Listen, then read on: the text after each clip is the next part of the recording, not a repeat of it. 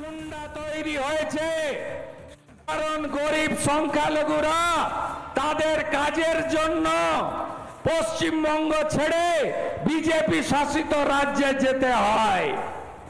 তারা বুঝেছেন মমতা ব্যানার্জির কাছে আমরা হলাম তেজপাতা, তরকারিতে লাগে কিন্তু খাওয়া যাবে না। তারা বুঝেছেন 21-এর ভোটের পরে রামপুরহাটের বকটুইতে ভাদু আনারুলরা শিকল তুলে 7 জন মুসলিম মহিলাকে পুড়িয়ে মেরেছিল। 2 মাস আগে গার্ডেন রিচে পুকুরের উপর 5 তলা বেআইনি বিল্ডিং চাপা পড়ে চাচা ফিরাদ হাকিম মারা যায়নি, কাউন্সিলর তোলাবাদ শামস ইকবাল মারা যায়নি, 12 জন সংখ্যালঘু গরিব চাপা পড়ে মারা গেছে। তাই ইসলামপুরে মমতা ব্যানার্জি আজকে বলছেন যে এখানে জোটের সংখ্যালঘু প্রার্থী তিনি দাঁড়িয়েছেন ভোট কাটার জন্য। মমতা ব্যানার্জিকে আমি বলি, আপনি যেদিন গনি খান চৌধুরীর বিরুদ্ধে প্রার্থী দিয়েছিলেন, গোলাম ইয়াজদানির বিরুদ্ধে প্রার্থী দিয়েছিলেন, গোয়াতে, ত্রিপুরাতে, মেঘালয়ে প্রার্থী দিয়েছিলেন, কিসের জন্য? ভোট কাটার জন্য না জেতার জন্য? মমতা ব্যানার্জি বুঝে গেছে রায়গঞ্জ লোকসভার আসন হবে না, হবে না, হবে না। আপনারা কত অত্যাচার সহ্য করেছেন এই জেলা, গোটা রাজ্যের মধ্যে 100 দিনের কাজে সবচেয়ে চুরি হয়েছে কোথায়? আপনাদের এই জেলাতে। অরবিন্দ মিনা বলে একজন জেলা শাসক ছিলেন, আপনারা ভাবলে অবাক হবেন, গৌতম পালের এনজিওকে দিয়ে মোদিজির পাঠানো স্বচ্ছ ভারত অভিযানে আপনাদের বাথরুমগুলো লুট করেছে এখানকার আগের জেলা শাসক, সঙ্গে গৌতম পাল। পেয়েছেন কেউ বাথরুম? 12,000 টাকা করে এই তৃণমূল পায়খানাও খায়। আপনাদের এখানে যিনি হাফ এমএলএ আছেন, 21 সালের ভোটে কি বলেছিল মমতা ব্যানার্জি এই মাঠে দাঁড়িয়ে? কলেজ দেব, হয়েছে? তোমার দেখা নাই রে, তোমার দেখা নাই, তাই তো? ফায়ার ব্রিগেড দেব, হয়েছে? হয়নি।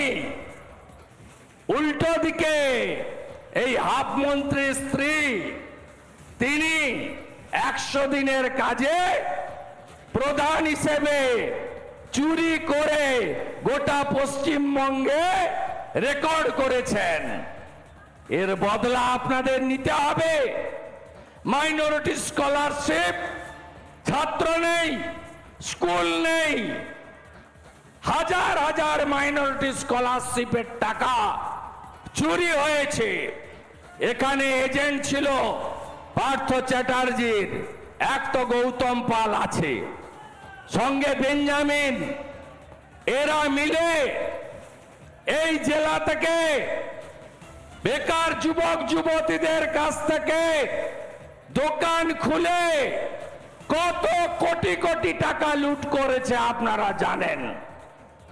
ওইদিকে গোলাম রব্বানি, তার ভাই মনি গোটা গোয়ালপুকুর লুট করে কিষানগঞ্জে 10 বিঘা জমির মালিক। প্রত্যেকটা জায়গায় যদি আপনি হাত দেন, দেখবেন চুরি দুর্নীতি ছাড়া এই জেলা উন্নয়নের ছোঁয়া পায়নি। আমাদের বিদায়ী সাংসদের নেতৃত্বে রেলের একাধিক কাজ হয়েছে। নির্বাচন ঘোষণার আগের দিন রাধিকাপুর থেকে দিল্লি যাওয়ার নতুন ট্রেনেরও ছাড়পত্র ভারত সরকারের রেল মন্ত্রক দিয়েছে। আপনারা জানেন।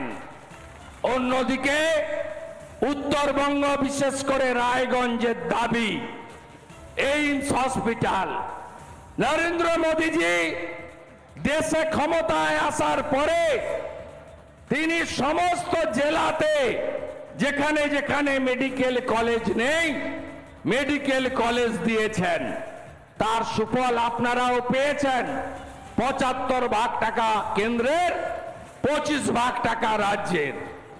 অন্যদিকে এই মুখ্যমন্ত্রীকে আপনারা ১৯-এ শিক্ষা দিয়েছেন, এবারে আরো বড় করে শিক্ষা দিতে হবে।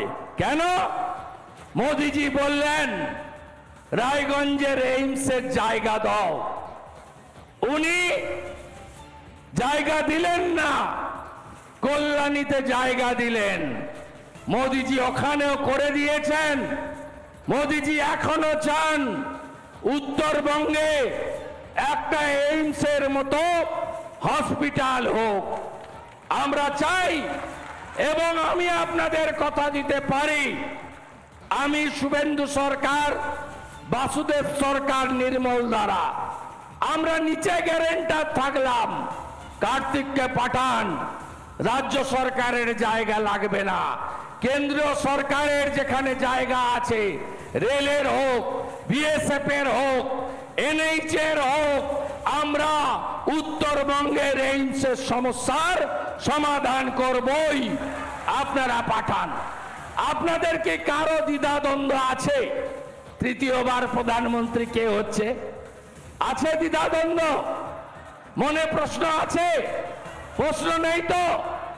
আপনারা দেখুন, তৃণমূল জাতীয় পার্টি ছিল আগে, ত্রিপুরা, মেঘালয়, নাগাল্যান্ডে ভোটের পরে আঞ্চলিক পার্টি হয়ে গেছে। তৃণমূল ইস্তাহার প্রকাশ করেছে, মানে গরুর গাড়ির হেডলাইট। পুকুরে যদি ইলিশ মাছ চাষ করা সম্ভব, তাহলে তৃণমূলেরও দিল্লি যাওয়া সম্ভব। পুকুরে যদি ইলিশ না হয়, তৃণমূলেরও দিল্লি যাওয়া অসম্ভব। কেন এ কথা বললাম? ২৭২টা সিট লাগবে সরকার তৈরির জন্য। মোট আসন ৫৪৩। তৃণমূল লড়ছে কটায়? ৪৫টা আসনে। এই আসন দিয়ে প্রধানমন্ত্রী হবে, ইস্তাহার প্রকাশ করছে। এ যেন গরুর গাড়ির হেডলাইটের মতো অবস্থা বা ব্যবস্থা। তাই তৃণমূলের এই লোকসভার ভোটে কোনো ভূমিকা দিল্লিতে ছিল না, আগামী দিনেও থাকবে না। তাই এদেরকে ভোট নয়। আর কংগ্রেস, সিপিএম, তাদের তো টেস্ট হয়ে গেছে। ইন্ডি জোট বলেছিল। ইন্ডি মানে কারা? পরিবারবাদীরা, ভ্রষ্টাচারীরা।